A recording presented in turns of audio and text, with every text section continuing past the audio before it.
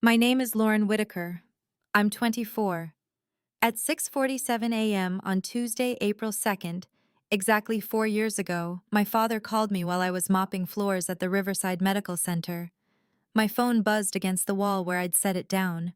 I knew it was him because he was the only one who called that early. "Don't come home this weekend," he said before I even said hello. Emily's school called. They're starting a new mentorship program and she needs to attend the Friday orientation. Our house is going to be chaotic. You'd just be in the way. I was standing in a puddle of cleaning solution. My hands were raw. It was April, but the hospital hallways were always cold, and the chill had settled into my bones around hour 5 of my shift. I had 3 jobs at that point: barista at 5 a.m. to 9 a.m., cleaning crew from 10 a.m. to 2 p.m., and TA for Dr. Elizabeth Hayes from 3 p.m. to 6 p.m. 4 days a week I did this rotation. The other 3 days I added shifts at the campus coffee shop. I wasn't planning to come home, I said. Good, because when you do decide to visit, just remember you're no longer welcome to assume you get a room. We converted the guest bedroom to a home office for myself and your mother. Emily needs her space respected, and frankly, the pull-out couch in the basement is available if you absolutely must stay somewhere, which you shouldn't. I had lived in that house my entire life until I turned 18. There had been a time when I had a bedroom, a small one, but it was mine. Pale blue walls with photos I'd cut from magazines, a window seat where I did homework. My father and mother had taken it from me when I was in junior year of high school, 4 years before this phone call. They said they needed a proper guest room for family friends. We never had family friends. My parents didn't really go in for socializing. My mother had let me remove my things before they repainted. I remember the exact day. September 3rd. I was 14. She'd helped me pack boxes, and she had a look on her face. Not guilt exactly, but something close to it. Resignation. She'd always had that expression when my father made decisions about me. "I understand," I told him. I was trying very hard not to let him hear something crack in my voice. "Do you?" "Because I'm honestly not sure you do understand. You came to us asking for help with college, and we made a decision as parents. We decided that we could support Emily's education fully because she had a clear trajectory, ambition, a plan. You, on the other hand, seem to be drifting, no real sense of direction. And frankly, we don't believe in throwing money at problems. And that's what your situation felt like. A problem, no return on investment." I had stopped mopping. The water in the bucket had gone from gray to nearly black. I wasn't using fresh water anymore. I'd been trying to stretch the one bucket for 4 hours because changing it meant going into the supply closet at the far end of the building where no one could see me if I cried. "Lauren, are you there?" "Yes, I'm here." "I need you to understand something. Emily is special. She always has been. She has the kind of personality that people trust. The kind of person who will get married to someone important and have a meaningful life. You're different. Quieter. Less likely to create the kind of social capital that makes a difference. And I say this with no malice. It's just an observation. Some people are built for success. Some people are not. We're choosing to invest in the one who is. Before I go on, if stories about standing up for yourself mean something to you, please hit like and subscribe, and tell me in the comments where you're watching from right now and what time is it there. Because what happened next, what happened over the next 4 years, is not a story about accepting what people tell you that you are. It's a story about knowing better. Let me take you back 4 years to my freshman year at Riverbend State University. I had gotten into Crestwood University on a full scholarship, the Langford Scholarship, which was the most competitive grant in the state.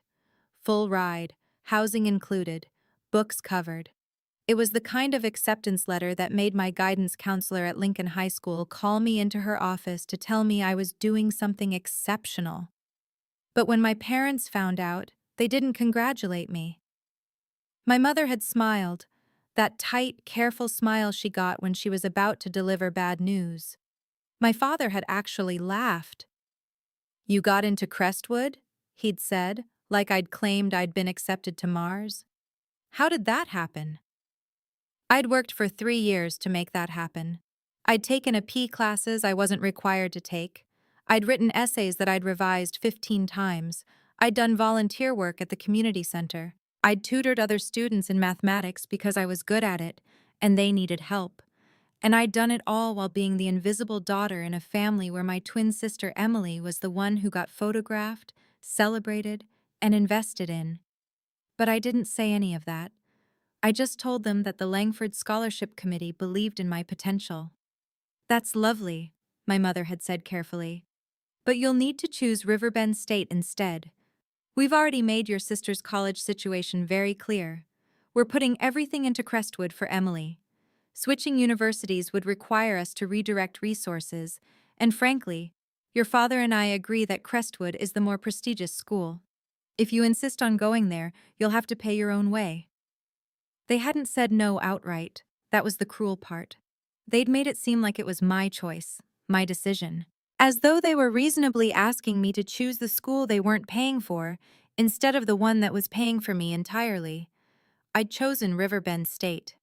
Now, in my freshman year, I was sitting in Dr. Elizabeth Hayes's office during office hours. Her door was always open. She taught advanced economic theory, and she'd noticed me because I'd asked a question in lecture that made her stop mid-sentence. She was in her late 60s, silver-haired with reading glasses that hung from a chain around her neck. Her office was lined with books, not just textbooks, but novels and biographies and history books that had nothing to do with her curriculum. She had a plant on her windowsill that was somehow both thriving and chaotic, with vines that spilled over the edge of the pot and wound around the desk. Your written analysis of the Langford Scholarship funding structure was extraordinary, she said, handing me my paper. I'd gotten a 99, 1 point off because I'd made a typo. Thank you, I said. Why are you at Riverbend instead of Crestwood? She asked. I didn't answer immediately. I didn't know her well enough to tell her the truth, which was that my parents had decided I wasn't worth the investment. Instead, I said, I wanted to come here. Dr. Hayes studied me over her glasses. She had the kind of eyes that seemed to see past whatever you were telling yourself. You're lying, but not terribly. That's good. You should get better at it. She smiled. Or better at telling the truth. Either way, work on it. I don't know why I told her.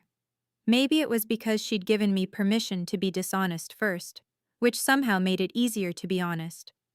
I told her about Crestwood, about the Langford Scholarship, about my family's decision that Emily was the investment, and I was just a problem. Dr. Hayes listened without interrupting. When I finished, she took off her glasses and let them dangle from the chain. Your parents made a very specific decision, she said slowly. They told you that you're not worth investing in. They did this clearly, repeatedly, and in ways that were designed to ensure you internalize the message. They're my parents. Yes, and they're wrong. She stood up and walked to her bookshelf. She pulled down a thin volume bound in red cloth. Do you know who the Langford Scholarship was created for? I shook my head. Margaret Langford created it in 1987. She was a woman whose own parents told her she didn't have potential. She wasn't pretty enough. She wasn't leader material. She wasn't the kind of person who would marry well or create social value. Dr. Hayes smiled. She went to UC Berkeley on scholarship, became an economist, and built a financial consulting firm worth $2.3 billion. The scholarship exists because she decided that parental assessment of potential was not the final word on human worth. She handed me the book. It was Margaret Langford's memoir. You're going to transfer to Crestwood, Dr. Hayes said. It wasn't a suggestion. Next fall, you're going to finish your freshman year here, maintain your 4.0, and you're going to submit a transfer application to Crestwood with me as your reference. I will personally nominate you for their Merit Transfer Award, which covers full tuition for graduate students. And you're going to let me do this because denying me the pleasure of writing your recommendation would be very rude. I started to protest. I couldn't transfer. It would look like I was finally trying to do what my parents wanted, and they would see it as them winning. Or worse, they would see it as me finally admitting I wasn't special enough for Riverbend. I understand, Dr. Hayes said gently. You're worried about what your parents will think. But I need to tell you something, and I want you to listen all the way through before you respond. Your parents have already decided you don't matter. The question is not whether you can change their mind. The question is whether you're going to let their decision about you become your decision about you. She wasn't wrong. I transferred to Crestwood University in the fall of my sophomore year. I arrived on campus the same week Emily was finishing her freshman year. We hadn't told my parents we were going to the same school. I don't know if Emily even realized at first. I worked through school. 3 jobs, same rotation as I'd had at Riverbend. Barista in the morning, cleaning crew on campus in the afternoon. TA for Dr. Hayes during evening hours. Except now I was also a TA at Crestwood for her department, because she'd followed a research interest there, and the university had hired her despite her being semi-retired from Riverbend. I didn't tell my parents any of this. I rarely came home. Easter sophomore year, I went back to the house for 2 days. My mother had prepared Easter dinner. My father showed me the new home office that had replaced my bedroom. It was painted a soft gray with built-in shelving. My childhood was gone, but it was very nicely organized. Emily was there, she was flourishing. She'd pledged a sorority. She'd made friends with girls from the freshman orientation my father had insisted I not attend. She had a boyfriend named Chad who worked at his father's real estate company. My parents loved Chad. We didn't talk much. Emily and I had never been particularly close, even before the division became so stark. We were fraternal twins. She looked like my father, tall and broad-shouldered with his light brown hair. I looked like my mother, darker, smaller, more angular. People had always commented on how we looked like we came from completely different families. My parents had taken this as some kind of indication that we were fundamentally different people. Emily was the golden one. I was the one who didn't fit. During that Easter visit, I was in the kitchen making coffee when my mother came in. She looked at me for a long moment. I was 19 at that point. I was working 30 hours a week and carrying a full course load, and it was showing. I was thinner than I'd been in high school. I had dark circles under my eyes. You look tired, she said. I'm fine. Are you eating properly? I didn't answer. The question felt like a trick. If I said no, she would feel guilty, and I didn't want her guilt. If I said yes, I was lying, and I didn't want to lie to my own mother. She reached out and adjusted the collar of my shirt, and for just a second, I thought maybe she was going to say something. Maybe she was going to apologize. Maybe she was going to tell me that they'd made a mistake, that they shouldn't have decided I wasn't worth it, that they wanted to help. You always were stubborn, she said instead. Even as a baby, Emily would cry if she was uncomfortable, and I'd rush to fix it. You would just sit there, silent, suffering. I'm not suffering, I said. Aren't you? She left the kitchen without waiting for me to answer. I didn't come home again until senior year of college. By that point, I was Crestwood's top student. I was maintaining a 4.0 GPA. I'd become known on campus not just as a good student, but as someone who cared deeply about understanding complex economic systems. I'd written papers on income inequality, on educational access, on the mathematics of inherited wealth. Dr. Hayes had submitted one of my papers to an academic journal, and it had been published. The Langford Scholarship Committee had noticed. They started calling me. They wanted to know if I was interested in a full fellowship to do graduate work.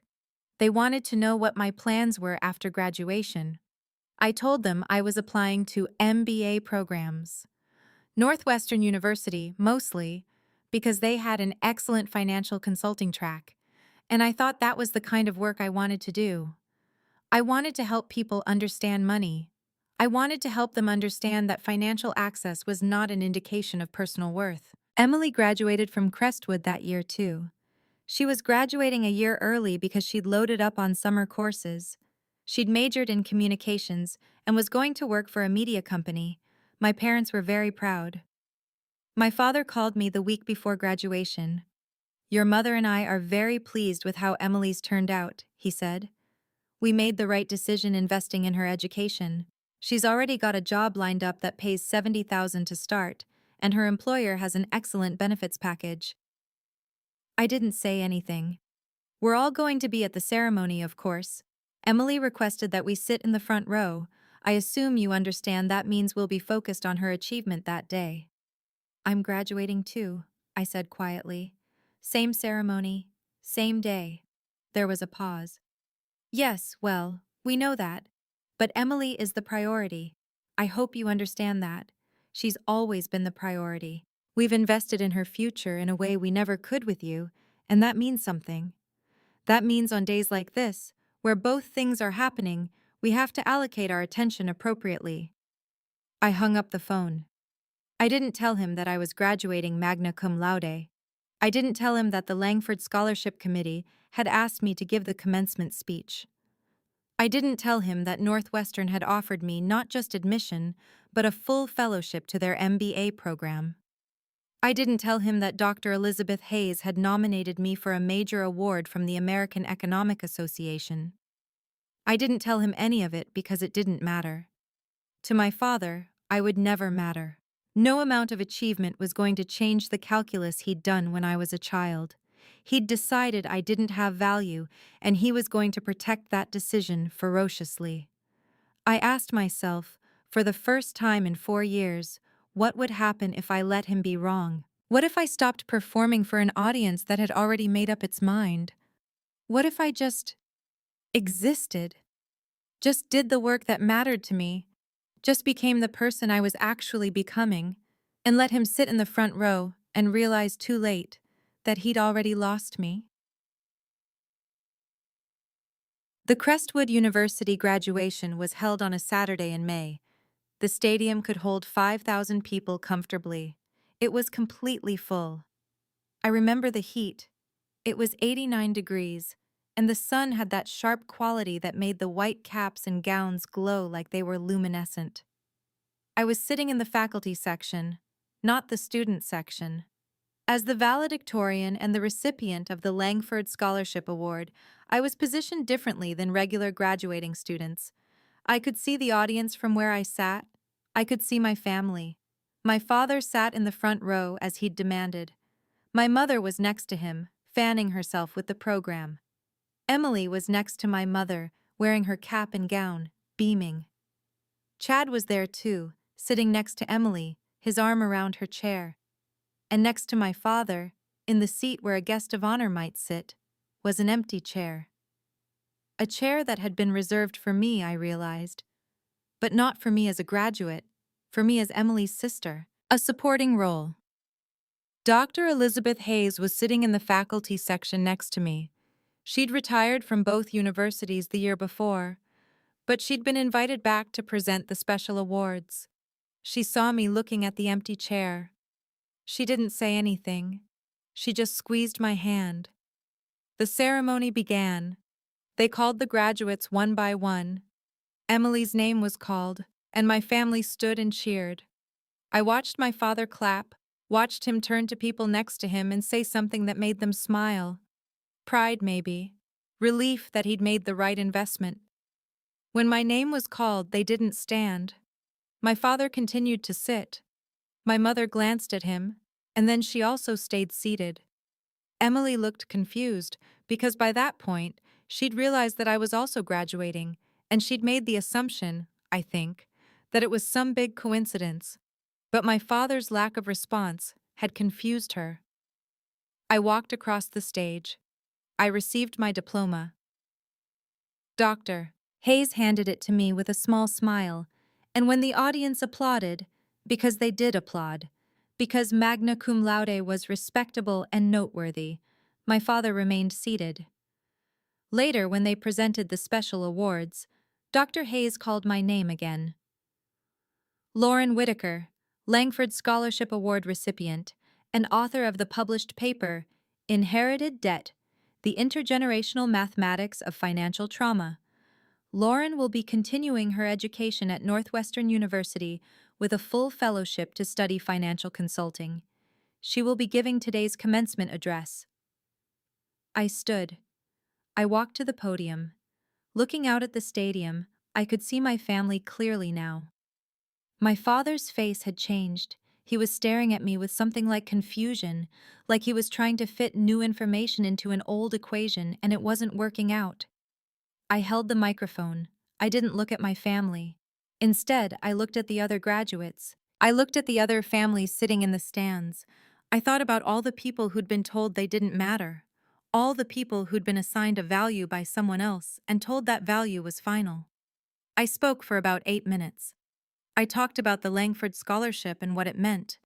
I talked about Margaret Langford's parents and what they'd told her.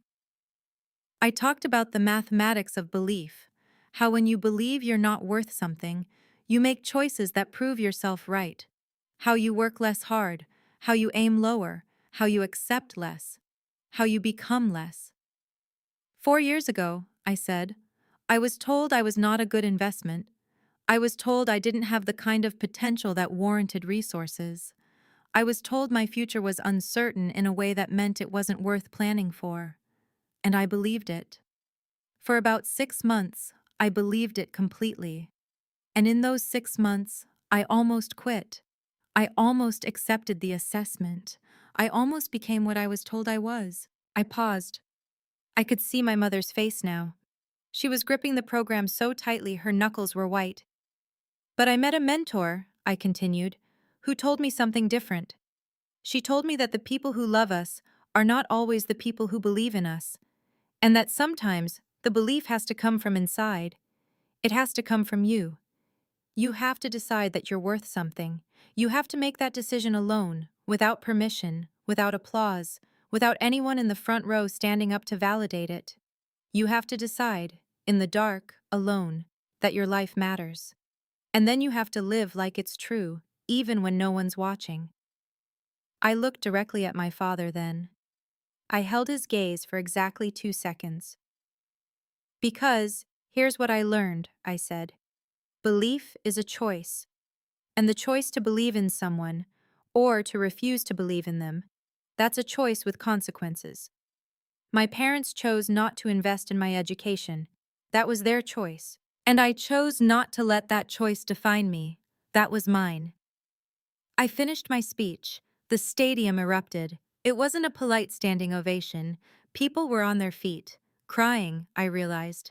Some of them were actually crying. Behind me, the other graduates were standing, applauding. The faculty were standing. And in the front row, my father sat motionless. My mother was crying. Emily looked shaken. And Chad was looking at my father with an expression that suggested he'd just figured out he might not want to marry into this family. After the ceremony, I didn't wait to see them. I went directly to where Dr. Hayes was gathering her things. They're trying to get your attention, she said quietly. Your mother and your sister. They're heading this way. I know, I said. I'm going to go. I left before they reached me. I walked across the stadium parking lot while the sun was still bright and hot, and I felt something I hadn't felt in 4 years. Absolutely, completely lightly. Not happy exactly. Relief doesn't feel like happiness. It feels like putting down something you've been carrying your whole life and realizing you don't have to pick it up again. 6 months later, I had an interview at Dalton and Pierce, one of the top financial consulting firms in Chicago. It was a competitive interview. They saw about 400 candidates for 15 entry-level positions. I'd prepared extensively. I'd researched the firm. I'd studied their recent client portfolios. I'd practiced my answers to every question they might ask. I was waiting in the lobby when my father walked in. I'm not sure he saw me at first. He was talking to someone on his phone. He was still in the medical device world. He'd spent 30 years in the same industry, rising to a VP position by making safe, conventional choices. He was at Dalton and Pierce for a meeting. A potential partnership or acquisition, I realized later. When he noticed me, he stopped walking. His conversation partner kept talking, but my father just stared. I didn't stand. I didn't acknowledge him. I just looked back down at the notes I'd been reviewing. He walked over. Lauren? Hi, Dad. What are you doing here? I have an interview, I said. An interview? For what? A job. He sat down next to me without being invited. At Dalton and Pierce? Yes. How did you get an interview here? These people don't just interview random people. I applied, I said. I was selected from about 400 candidates. His face changed. I watched the realization settle into his features. I watched him understand that I'd accomplished something significant, that I was interviewing at a top-tier consulting firm, that I might actually get a job that, 5 years ago, would have seemed impossible for someone like me. That's wonderful, he said, and his voice had that careful tone, like he was testing out words he wasn't sure about. I looked at him, actually looked at him. He'd aged in 4 years. There were more lines around his eyes. His hair had gone grayer. He looked smaller somehow, less certain. I need to go to my interview, I said. I'm sorry. I stood up and walked to the elevator without looking back. I got the job at Dalton and Pierce. I started 3 weeks later. By that time, I'd already been in contact with Northwestern's MBA program to confirm my fellowship. I was going to work full-time and pursue my MBA part-time, which was grueling but possible. My mother called me a week after I started work. We'd like to see you, she said. Come to dinner this Sunday. I didn't want to. But I was, at that point in my life, still hoping that maybe things could be different. That maybe now that I'd proven something, maybe now that I'd shown them I wasn't the failure they'd decided I was, maybe now we could have a different kind of relationship. I was wrong, but I hadn't figured it out yet.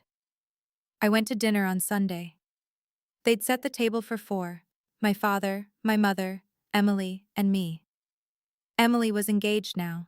She'd gotten engaged to Chad 6 months earlier, and the wedding was planned for next fall. My parents were paying for the entire thing. I heard this within 5 minutes of arriving. $40,000. The venue alone was $20,000. They were sparing no expense. We're very pleased about Emily's engagement, my father said as my mother served the meal. Chad comes from an excellent family, very solid business background. This is exactly the kind of outcome we hoped for when we invested in Emily's education. I ate my chicken quietly. I didn't say anything. We saw you had an interview at Dalton and Pierce, my mother said. That must have gone well? I got the job, I said. That's wonderful, Emily said, and she meant it. Emily had never been cruel to me. She'd just lived. She'd just been the person our parents decided to believe in, and she'd become that person. It wasn't her fault that they'd decided I was less. Dalton and Pierce is a good firm, my father said. Not top tier, but respectable. And Chicago is not a bad place to start. When you've gotten some experience, maybe you'll be able to move up to a better firm, assuming you have the talent for it, of course. Something inside me hardened. I felt it happen. It was like a door closing. I need to tell you something, I said quietly. I'm not trying to impress you anymore. I'm not trying to prove to you that I was worth the investment. I'm going to live my life, and you're going to watch me live it from the outside, and you're not going to understand why I'm not calling to ask for your approval. And that's going to be hard for you, because you've spent 24 years believing that your approval is the thing I need most in the world. It's not. I needed it once, but I don't anymore. Lauren, my mother started. No, I said. I'm not done. I worked my way through college, all 4 years. While my sister got everything paid for, I worked 3 jobs and maintained a 4.0 GPA. And you know what? I'm better because of it. I'm tougher. I understand work. I understand discipline. I understand what it costs to build something real. Emily's going to graduate with a degree and a car and a trust fund, and she's not going to understand why the world is hard, because nothing's ever been hard for her. And that's not her fault. But it's also not mine. You made a choice. And I'm making a choice right now to stop letting that choice hurt me. I stood up and left. I walked out of my parents' house, and I didn't go back for 3 years.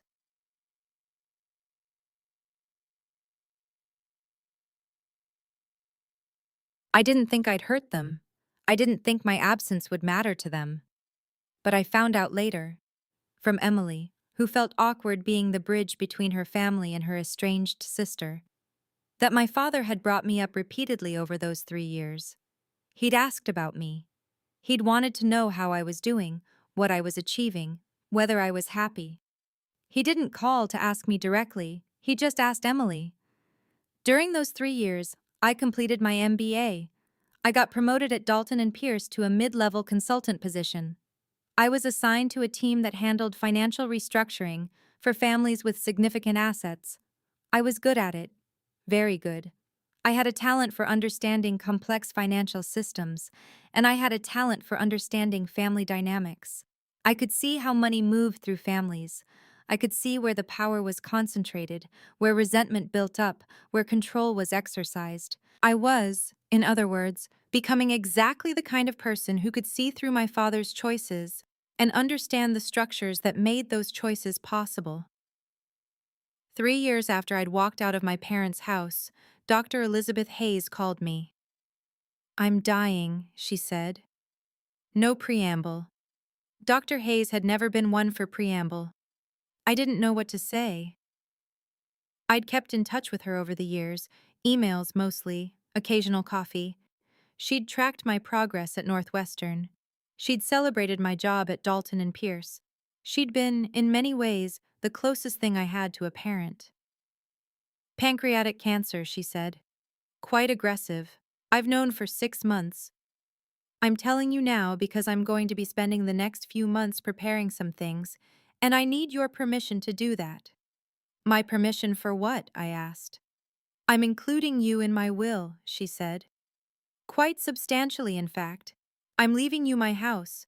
I'm leaving you the bulk of my estate. I'm setting up a fund specifically for your continued education.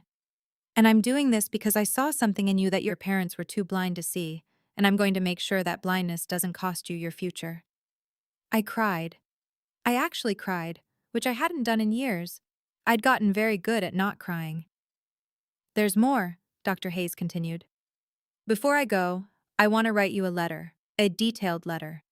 I want to explain why I'm doing this. I want to tell you some things about your family that I think you should know." "What things?" I asked. "I've been documenting something for a long time," she said. "Since you were a freshman. Your father came to see me once, about 3 months before you were supposed to come to Crestwood. He wanted to know why you were at Riverbend instead. I told him you'd rejected Crestwood. I lied to protect you.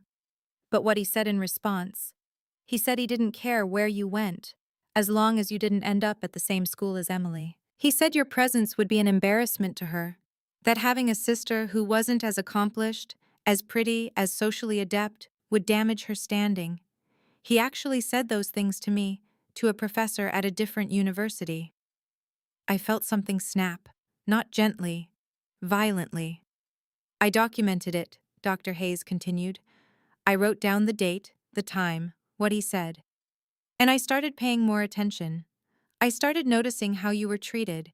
And after you graduated, after you gave that commencement speech, I started collecting things. I have letters he's written to his professional network where he describes you. I have emails to Emily's godmother where he explains his investment strategy for his daughters. I have bank statements showing the exact dollar amounts he spent on Emily versus you. I have records of phone calls where he told other people that you were the difficult twin and less likely to bring honor to the family. I have all of it, Lauren, and I've been waiting to give it to you until you were strong enough to handle it." "Why?" I asked. "Because," she said, "someday you're going to want to know the full truth about why your father made the choices he made. And when that day comes, you're going to need evidence. Not just your memory, not just your experience. Actual, documented proof that this wasn't about your potential. It was about his pathology. And you need to know that, because otherwise, you'll always wonder if maybe he was right. Maybe you weren't worth it. And I won't let you live with that doubt. Dr. Elizabeth Hayes died 4 months later. I didn't go to her funeral because she'd asked me not to. She'd asked me to wait. She'd asked me to be patient while her attorney handled the will, while the documents were organized, while everything was prepared. 6 weeks after her death, I received a package. It was from her attorney. Inside was a letter.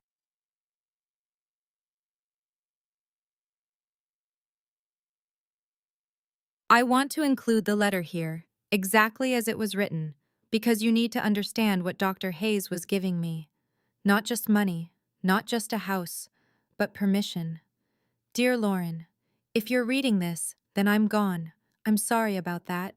I'm sorry I couldn't see you graduate from Northwestern. I'm sorry I won't get to attend your wedding, assuming you choose to have one. I'm sorry I won't get to read the papers you're going to publish, the books you're going to write, the work you're going to do. I'm deeply sorry I couldn't be there for all of it, but I need you to understand something. I knew your father would do to you what he's been doing. I watched him do it from the moment you were in competition with your twin sister. He saw you as a threat to her status. He saw you as taking attention away from her. And because he's a man who organizes his world around hierarchy and investment, he decided to invest in her and disinvest in you. It was calculated, it was cruel, and it was absolutely intentional. I collected the evidence because I needed you to understand something very important. This wasn't about you. It was never about you. It was about a man who was incapable of loving two daughters equally, and who solved that problem by deciding that only one of you was worth loving. That's not a reflection of your worth. It's a reflection of his poverty.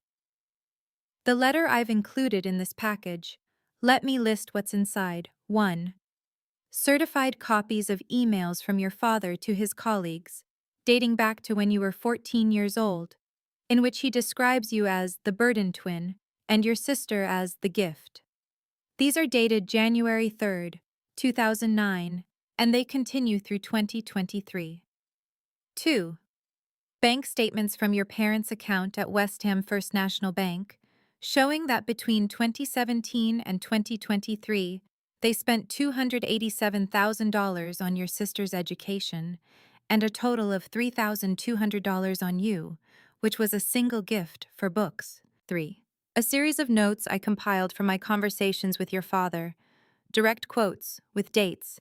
He told me he had written you out of his financial planning in 2015. He used those exact words. 4.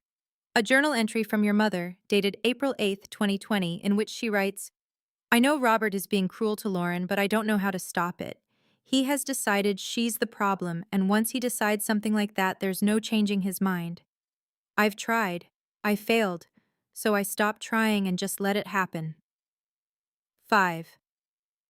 Phone records showing that over a 3-year period, 2015 to 2018, your father called you exactly 4 times. During that same period, he called your sister 287 times. These calls are logged with timestamps. 6. The deed to my house. You own it now. It's worth $1.2 million, which I know seems like an impossible number, but it's accurate. It's been paid off for 15 years. There's no mortgage. It's yours to keep or to sell or to do whatever you wish with. 7. My investment portfolio, valued at approximately $8.7 million. It's set aside in a trust with Northwestern University as the backup beneficiary. The funds are meant for you to use in whatever way serves your greatest good and the greatest good of others.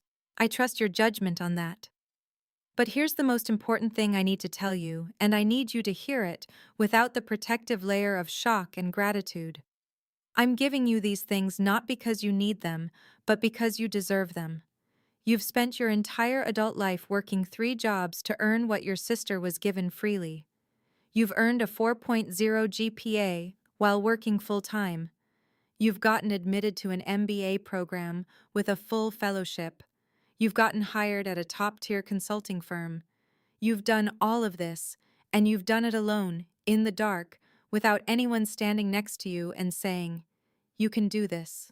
I believe in you." Your father's cruelty has not diminished your value. If anything, it's proven something important. You don't need anyone's belief to accomplish important things. You built your own belief, you built your own worth. And that's the kind of person who's going to change the world. When you're ready, and only when you're ready, I want you to use this information. I want you to go back to your family. I want you to let them see what they've lost. Not as punishment, not as cruelty, but as truth. Sometimes people need to see the cost of their choices. Sometimes they need to understand that what they did had consequences. And sometimes, the best gift you can give them is clarity. Until then, I want you to live. I want you to be young and stupid and reckless in ways that young people deserve to be. I want you to fall in love. I want you to fail at something. I want you to discover who you are without your family's presence in your mind, telling you who you should be. I love you, Lauren. I've loved you from the moment you asked that first question in my class, and you never stopped being special to me. You were never the problem. You were always the answer. Your family was just too blind to see it.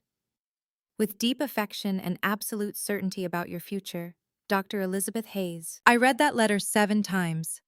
I sat in my apartment in Chicago. A nice one now, one I could actually afford because of Dr. Hayes's house and investment portfolio. And I read it 7 times, and by the end, I wasn't crying. I was quiet in a way I'd never been quiet before. I was still. All those years, I'd thought I was the problem. I'd internalized my father's assessment. I'd believed that if I just worked hard enough, if I just accomplished enough, if I just became undeniably successful, then maybe he'd understand. Maybe he'd regret. Maybe he'd apologize. But here was proof, in Dr. Hayes's neat handwriting, that he'd known exactly what he was doing. It wasn't that I wasn't special enough. It was that he'd decided, in advance, that I was going to be less than, because that was the only way he could make space for Emily to be more. I had one child's love divided by 2. My sister got the whole thing. I got the half that was convenient. I looked at the deed to the house. I looked at the investment portfolio paperwork. I looked at the emails from my father calling me the burden twin. And I thought about Emily's wedding, which was happening in 6 months. Emily was marrying Chad, and my parents were paying $40,000 for the ceremony. They were paying for the honeymoon. They were setting up a trust fund for Emily and Chad's future children.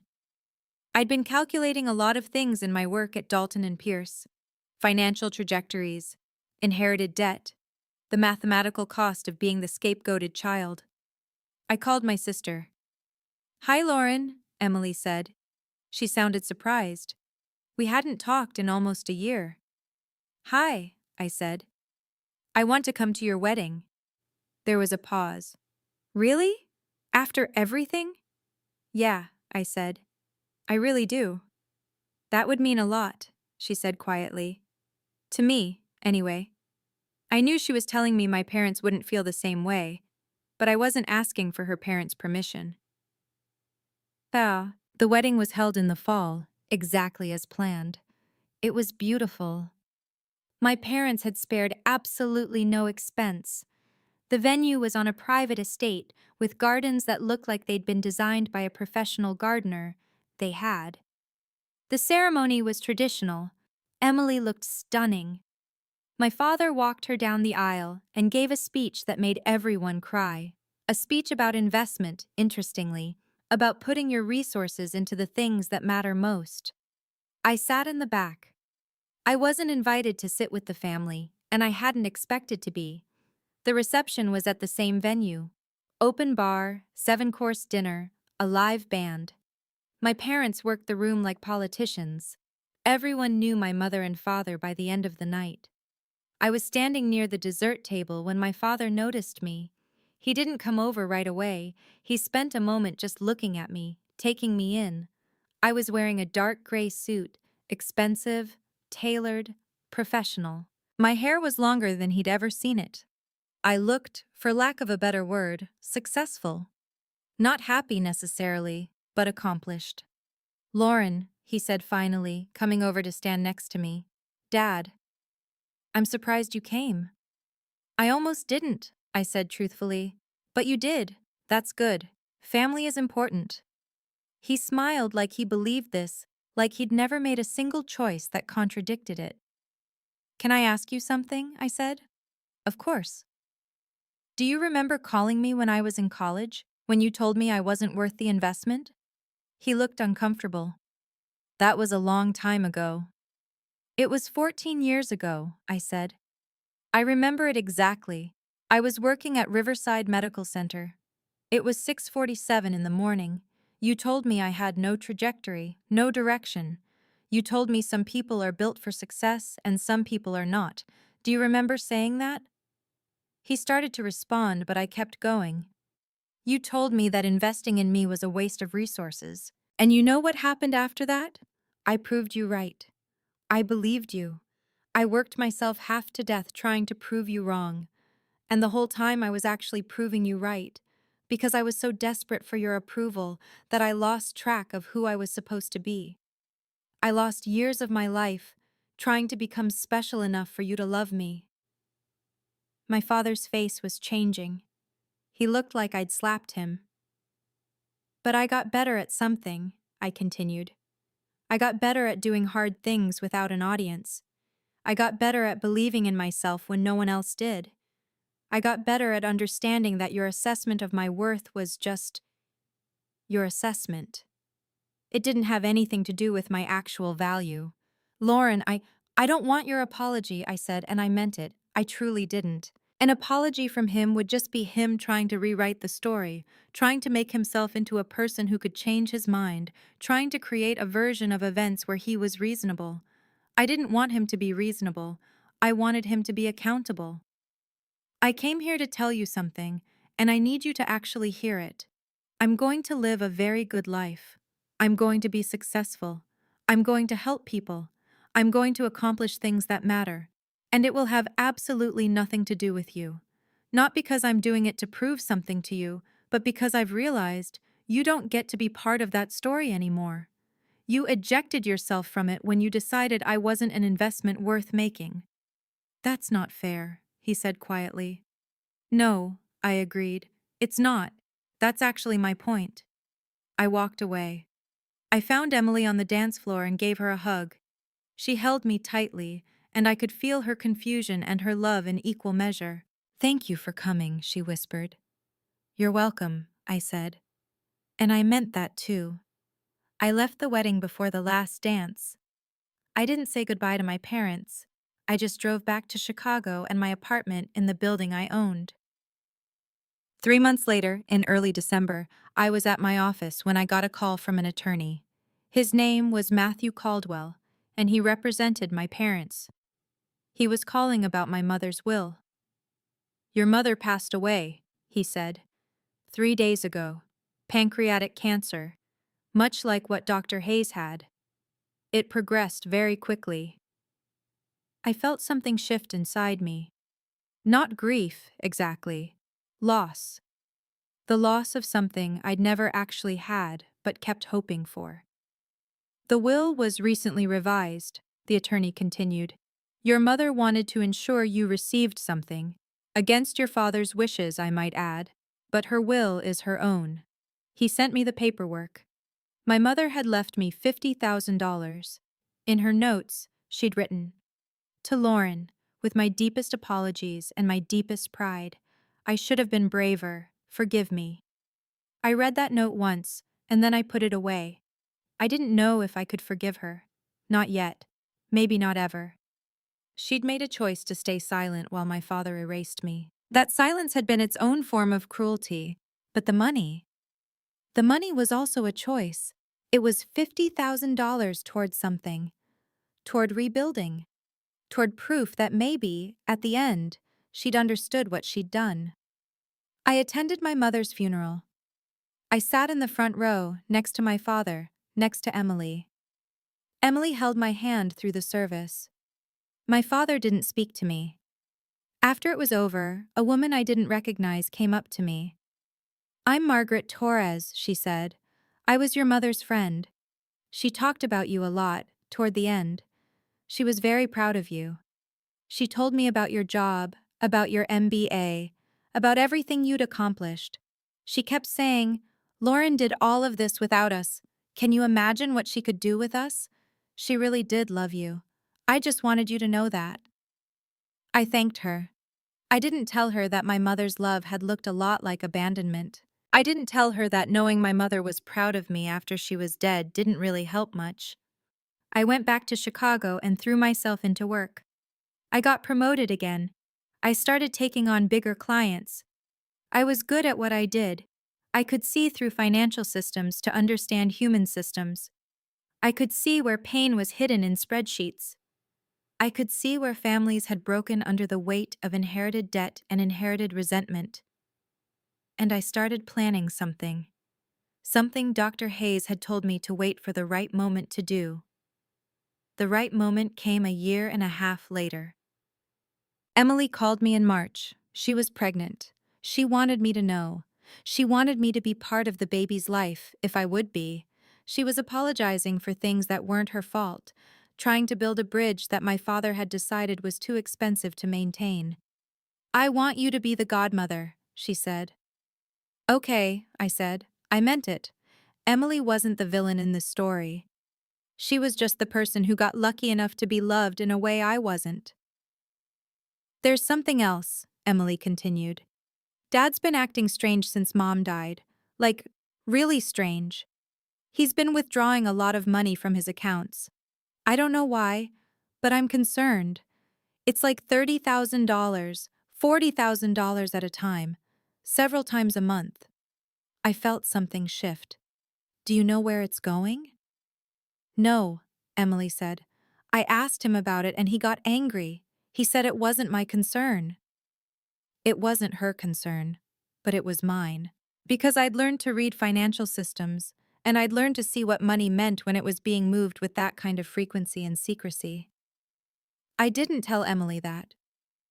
I just told her I'd love to be the godmother, and I'd see her soon. And then I did something that Dr. Hayes had told me I could do, if the moment came. I hired a private investigator. Not to spy on my father, but to help me understand where the money was going, who he was paying, what he was buying. It took 3 weeks. The answer was worth waiting for. My father was paying for an affair, not with one person, but with multiple people. He'd been with one woman consistently for 5 years, a woman named Karen who worked in his office. He was also seeing someone else occasionally for much less money. He was also using the money to establish what looked like a separate apartment in a different part of the city. He was preparing to leave. He was establishing a financial foothold somewhere else, separate from my mother's will, separate from his marriage, separate from the life he'd said was so perfect. My mother had known. I found out later, from Emily, that my mother's last words to the lawyer had been, "Make sure Robert knows I knew. Make sure he understands that I was aware and I chose to leave anyway. Not to punish him, but to tell the truth." My mother had known about the affair, and she'd revised her will anyway to give me that $50,000, essentially saying, "I'm leaving this marriage and he's the reason why. And I want you to know that I'm choosing your side, finally, even as I'm dying." I waited another 6 months. Dr. Hayes had told me this was important. Timing. The right moment. Not the angry moment, but the moment when everything was in place. 6 months later, Emily's baby was born. A daughter. She was tiny and perfect and completely innocent. I held her and I thought about what it meant to be a child who was loved, all the way through. What it meant to have someone stand up for you, publicly and without hesitation. Emily named her daughter Sophie. She named me godmother at the christening ceremony. My father was there. He was thinner now, and he had the look of someone who was living 2 lives and doing a bad job at both of them. After the ceremony, I asked him if we could talk. We went into the church office. It was private, just the 2 of us. "I know about Karen," I said. He went white. Actually, white. The blood drained from his face so completely I thought he might faint. I know about the apartment. I know about the money. I know about the affair that's been going on for 5 years while you were telling people that your marriage was strong enough to invest in Emily's future. Lauren, I'm not done, I said calmly. I also know about all the things you said about me. I have copies of your emails. I have your bank statements. I have documentation of the exact moment you decided I wasn't worth the investment. And I have the evidence of how you executed that decision for 14 years. He tried to stand up, but I pressed on. Dr. Elizabeth Hayes left me everything, I said. She left me her house. She left me her investment portfolio. She left me documentation of every cruel thing you ever said to her about me. And she left me instruction to wait for the right moment to tell you what it meant that someone believed in me enough to protect me like that. This is blackmail, he said. No, I said. Blackmail would be if I was demanding something from you. I'm just telling you what I know. I'm telling you that the man who told his own daughter she wasn't worth investing in is about to lose everything because he invested in a woman who'll leave him when his money runs out. I'm telling you that Emily is going to grow up knowing what kind of man you are, and I'm telling you that I'm fine. I'm more than fine. I'm thriving, and I did it without you. I stood up. Don't call me, I said. Don't try to see me. Don't contact me in any way. The only connection we have now is genetic, and that's a connection you decided to sever a long time ago. I'm just making it official. I left the church. I didn't wait to see how he responded. I didn't care if he was crying or angry or trying to figure out how to fix it. There was nothing to fix. Everything had already been broken. And I was just finally letting it stay broken instead of trying to glue it back together. What happened after was less dramatic than I'd imagined. My father and his affair didn't make the news. He didn't lose his job immediately, but he did lose his marriage. Emily was old enough by that point to understand what was happening, and she was hurt but not surprised. My mother's death had stripped away whatever pretense he'd been maintaining. He left. He moved into the apartment. He went on to do what a lot of men do when they've ruined one life. He tried to start another one. Karen didn't stay with him. He eventually remarried someone younger. He kept working until he was 65, and then he retired to Florida, where I assume he continued to be the kind of person who measured people's worth in dollar amounts and investment returns. I didn't follow his life after that. I didn't need to. I'd extracted myself, and that was enough. What I did instead was live. I finished my MBA with honors. I got promoted to senior consultant at Dalton and Pierce. I started a side practice where I helped women in situations similar to my own, women whose families had disinvested in them, to build financial independence. I donated Dr. Hayes's house to a nonprofit that helps students from disadvantaged backgrounds pay for college. I kept the investment portfolio and used it to fund scholarships. I fell in love with a woman named Sarah who worked in sustainable development. I got married on a beach in Portugal, just the two of us and a photographer. My sister didn't come. My father had forbidden her from attending, but she sent flowers and a note that said, "I'm so happy for you. I wish he understood what he's losing by not being here." But here's the thing about no longer needing your family's belief. You stop being devastated by their absence. Sarah believed in me. Emily believed in me. I believed in me. That was enough. 5 years after my conversation with my father in the church office, Emily called me. She was leaving my father. She was leaving her relationship with him. They'd never actually divorced, I realized, but they'd separated. Emily had gotten strong in the years I'd been away. She'd realized that her husband Chad had more in common with my father than she'd initially understood. She'd left Chad, taken her daughter Sophie, and was building a life on her own terms. She called me because she wanted advice on how to become financially independent, how to build a life without needing anyone's investment or permission. "I learned from the best," she said. "You did it alone. I watched you do it. Now I need to learn how." And so I taught my sister what Dr. Hayes had taught me, that belief is a choice, and the choice to believe in yourself is the only one that matters. I'm 32 now. I have my own consulting practice. Sarah and I own a home, not the one Dr. Hayes left me, which is now a transitional housing facility for young people aging out of foster care. We're planning to adopt. I'm working on a book about financial trauma and how it manifests across generations. And last year, I got an email from my father. It was brief. He said he'd been going to therapy, finally, and his therapist had suggested he reach out. He said he wanted to apologize. He said he'd been wrong. I didn't respond. I didn't see the point. An apology without understanding isn't an apology. It's just words. And my father was fundamentally incapable of understanding that his cruelty hadn't been about my potential, but about his pathology. He wanted to believe he could have done things differently, and maybe he could have. But he didn't. He made a choice, and that choice had consequences. The consequence was that he lost me, and I gained everything. If you're watching this and you're in a family that's told you that you're not worth the investment, I want to tell you something. They're wrong. They're not just wrong, they're pathological.